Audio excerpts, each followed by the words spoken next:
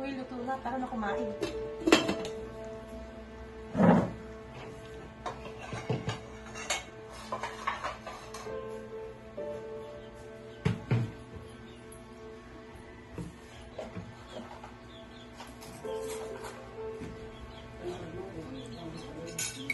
Isihin mo na yung apo mo ron, tanghali na.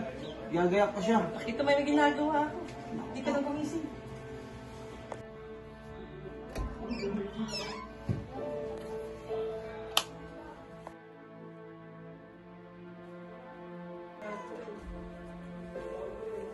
Apo, nak, gising na, tanghali na. May pasok ka pa. Oo, mamaya na. Pumasok na. Bumayat na. Gumising na, kakain na tayo. Handa na yung pagkainan. Tanghali na, hindi pwede yan. Hindi na, gumawa na. Kumain na lang.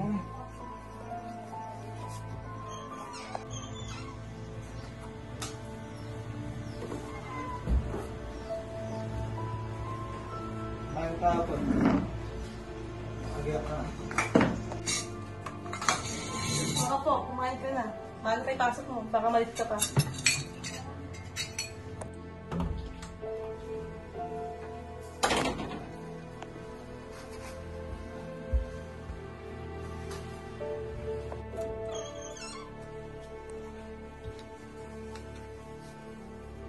Ang uniform mo.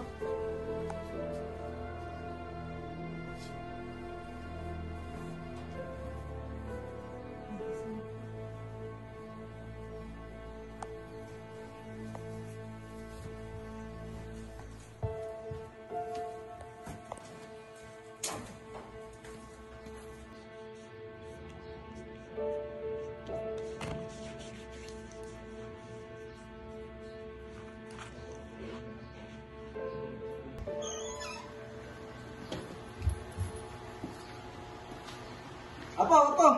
Teka lang, ba't naman ganyan yung ano mo? Polvo mo, napakakapal. Oh. Pagbutihan mo sa pag-aaral mo, ha? Salamat. Nga pala, ito, allowance. Dagdag ba ako? Ano na sabihin sa... Gabis ka talaga, lo. Oo, pasok na ako, lo. Sige, ingat. Oh, teka lang, yung ID mo, nakakalimutan mo. Sige, lo. Butihan mo, ha? Ako, lo. Sige, ingat.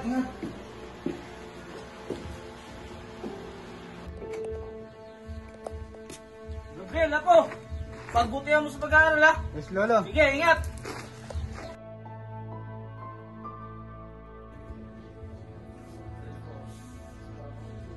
Kunin mo na yung anak mo sa mga magulang mo. Hindi ganun kadali yun. Ang sinabi ko, kunin mo! Tatawagan ko muna sila mama bago mo kunin yung anak ko.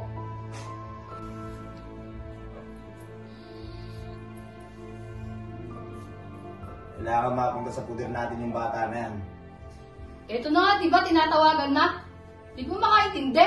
Okay, bilisan mo! Oh, tanda. Itikapin mo. Salamat. Galit ka bata.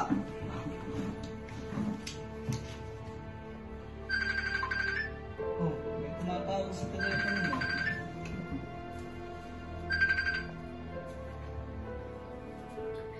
Oh, anak. Kamusta? Okay lang, ma. May sasabihin sana ako sa inyo ni Papa. Ano yun? Kukunin ko na sana yung anak ko. Ano? Bigla ka naman natang kukunin yung apo mo.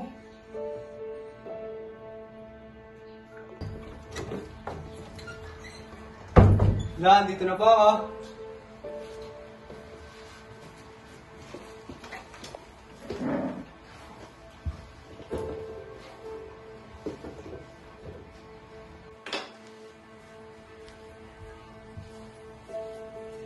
Laman po.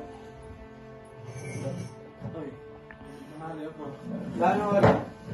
Magluluto pa ni Lola mo eh.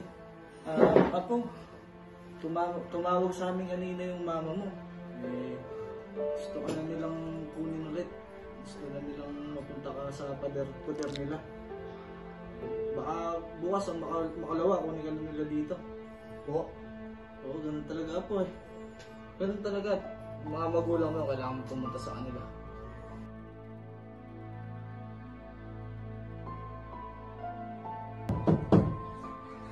Oh, may May tao sa pinto. Pagbuksan mo nga saglit, kumakain ako mo.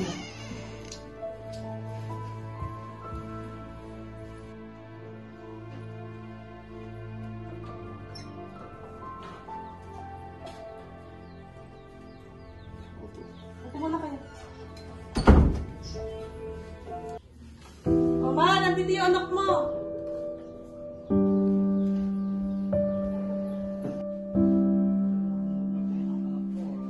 Medyo may kakulitan yan.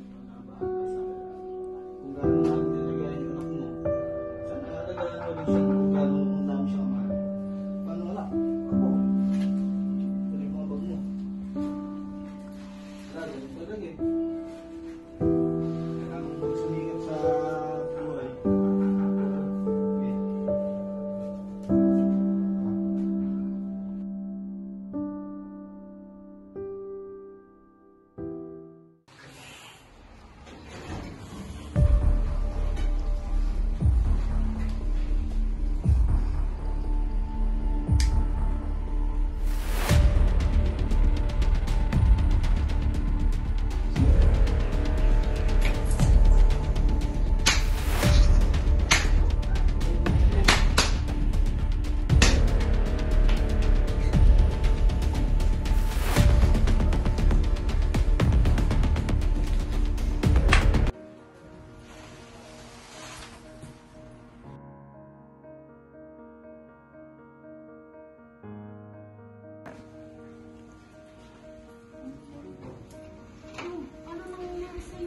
Nung may tatanong lang ako, kung normal lang yung paano binigyan ko siya ng magulang. Bakit? Ano ginagawa sa'yo? Kung inaabuso na po ako ng magulang. Ang paano po kasi kagabi, binugbog, ay lasing po yung tatay ko, binugbog na po ako. Hanggang sa mapadapa na po ako. Hanggang sa mawala na po ako ng malay. Sige, kwento mo lahat. Ma'am, meron pa pong mas malalang nangyari sa akin. Binahag po sa ulo ng baseball bat. Sa awin po.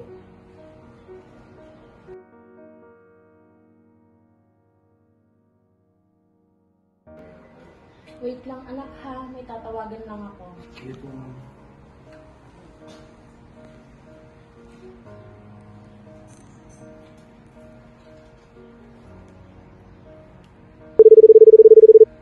Po ma'am, gagawin po natin correction. Sir, meron pong mag-report na teacher from Manuel V. Gallego about child abuse. Sige, titignan natin kung maasikaso natin yan. Pakikit nga ng schedule natin. Eh sir, wala pong masyadong bakanting schedule ngayon eh. Hindi po natin maasikaso agad.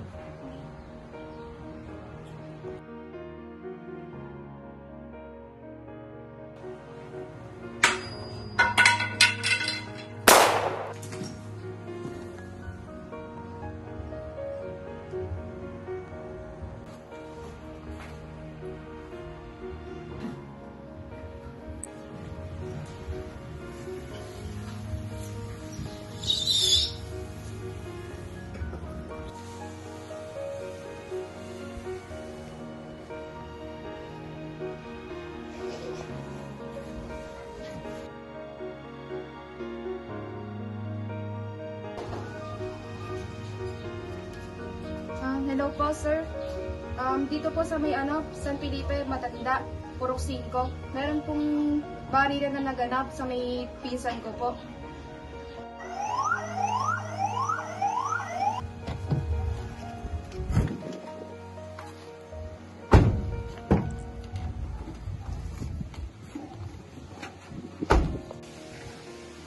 Magandang hapon po. Saan po ba yung bahay po ni Isauro Aguirre at Per Fernandez? Po, sir. Po, sir. Okay, sige. Salamat. Salamat.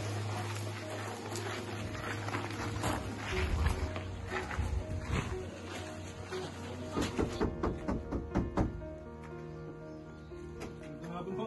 Magandang hapon naman sa inyo. Ano po ba si Isauro Aguirre at Per Fernandez? Kami nga. Nag-report po kasi sa amin na may narinig daw pong putok dito. Kung pwede po ba kaming pumasok? Putok lang ng lobo yun. Ano yan? Ano yan? Ano yan? Ba! Tumakbo!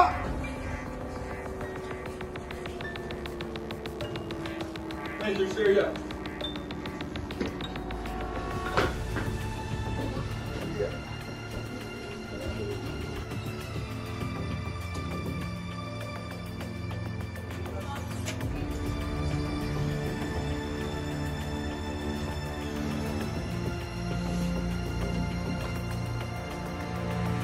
Well, positive, may bata rito. Tulungan ako, baka natin yung bata.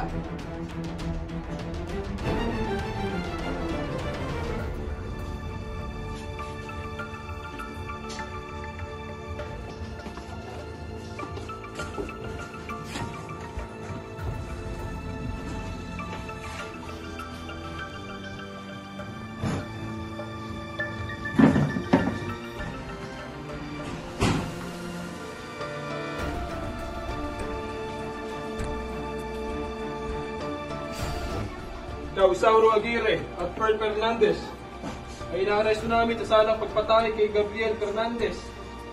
Ano mang sasabihin nyo ay maaaring gamitin pabor o laban sa inyo. Kayo ay may karapatang manahimik at magsawalang ito.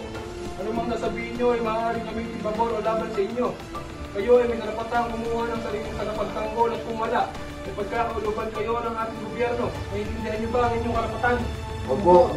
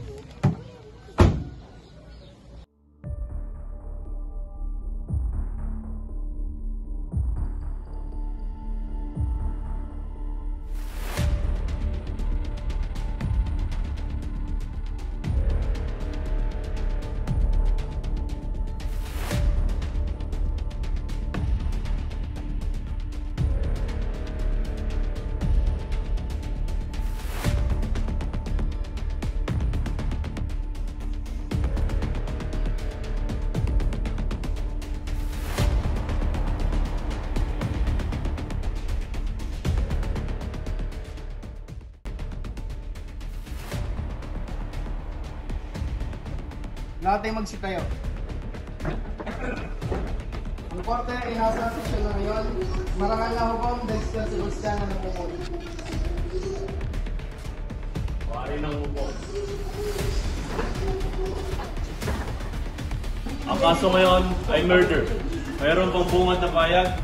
Pisikal mangyari payag ang inyong kaso. Ako si Atty. Rodriguez, defense lawyer sa panig ng biktimang si Gabriel Fernandez.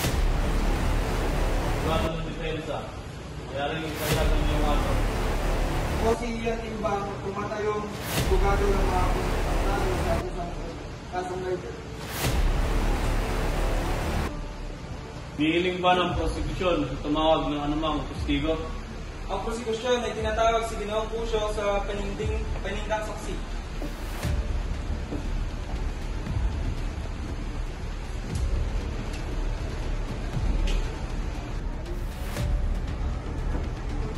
Maaari ka man tumayo at itaas ang iyong kanang kamay. Mr. Joe Percusio, ikaw ba ay nanunumpa? Sasabihin ang katotohanan, ang buong katotohanan at pawang katotohanan lamang. Ako yung Mr. Pusyo, maaari mo bang sabihin sa hukumang ito ang iyong pag-aalandan? ako si Johnny Jopper Pinto, nakatira sa Barangay Damian.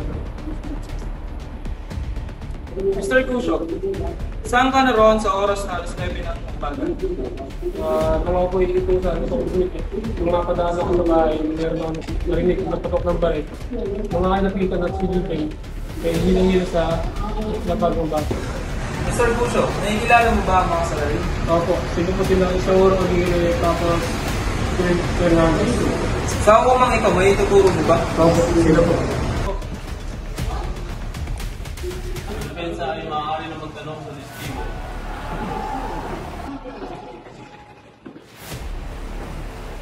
Ginoong Pusyo, kaya mo bang bigyan katotohanan ng iyong mga sinabi? Objection, Your Honor. Hindi ko tayo dapat bumasi agad sa mga sabi-sabi. Kaya nga nandito tayo para bigyan ng kalinawan. Ginoong Pusyo, mayroon ka bang ebidensya? Wala. Kung wala ng karagdagan, mga katanungan, ang pag-uusig ay maaaring tumawag sa isa pang saksi. Ang prosekusyon ay tinatawag si Miss Garcia sa panindang bilang saksi.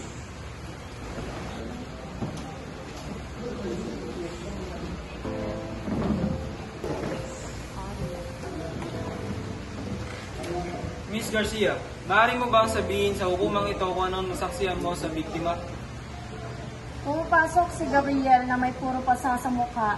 And then, lumapit siya sa akin. Sinabi niya kung ano nangyayari sa buhay niya. Miss Garcia, maaari mo bang isalaysay sa hukumang ito kung ano sinabi sa iyo ng bata? One time, lumapit sa akin si Gabriel. Then, tinanong niya sa akin kung kasama ba sa pagdidisiplina yung pananakit na ginagawa sa kanya ng kanyang mga magulang. Miss Garcia, maaari mo bang sabihin sa hukumang ito kung ano ang klaseng pananakit na ginagawa sa bata? Ang kwento sa akin ni Gabriel ay sinusuntok siya na sa bunutan at pinapalo siya ng sintron at mas malala pa yung baseball bat na pinalo sa kanyang ulo. Nasasaktan si Pearl Fernandez ay inaatulan ng panghabang buhay ng pagkakakulong sa kasong pagpatay kay Gabriel Fernandez. Ito ay pinagtitibay sa lagda ng punong husgado. At ikaw naman, Isauro Aguirre ay inaatulan ng kamatayan sa salang pagpatay kay Gabriel Fernandez. Ito ay pinagtitibay sa lagda ng punong husgado. Go, order.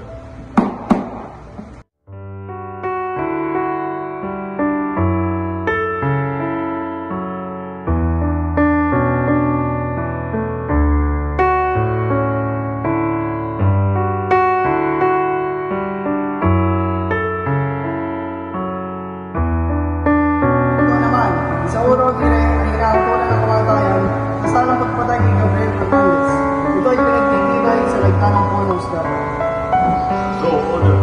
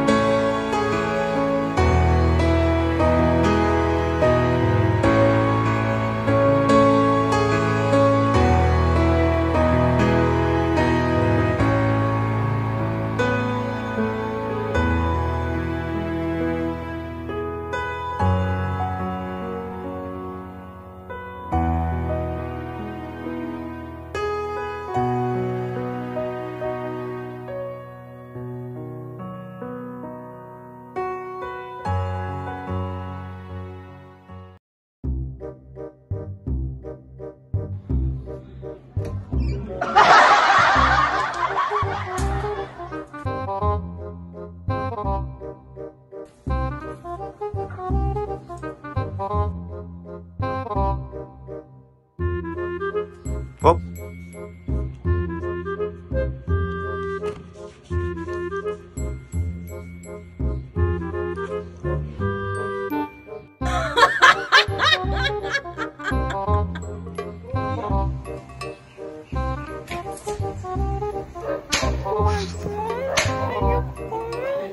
Cut! Ako, ang butihan mo sa pag-aaral.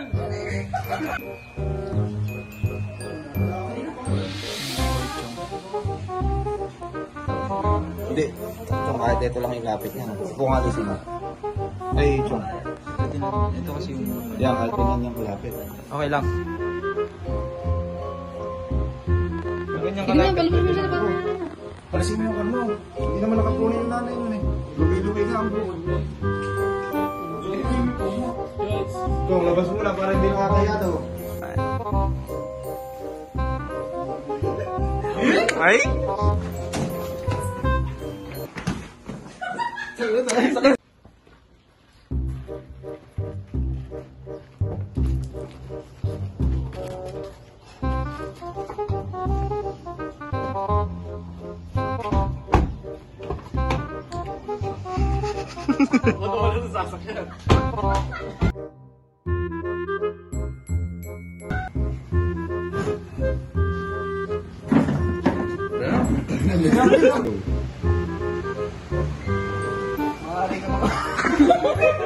Rolling! Action!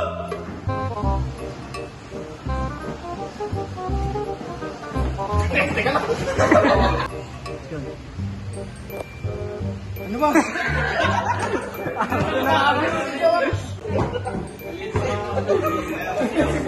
Camera.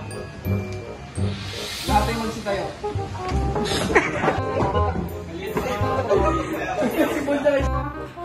Ang masasaktan na si Paul Fernandez ay nakatulan ng panghabang buhay ng pagkakakulong sa Camera! Yeah! Rolling, rolling!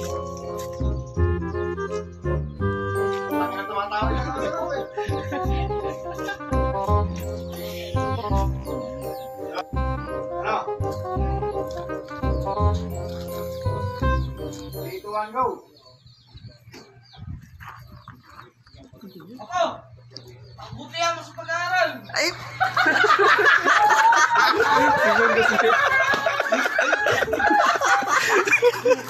Tawa na kasi ng tawa.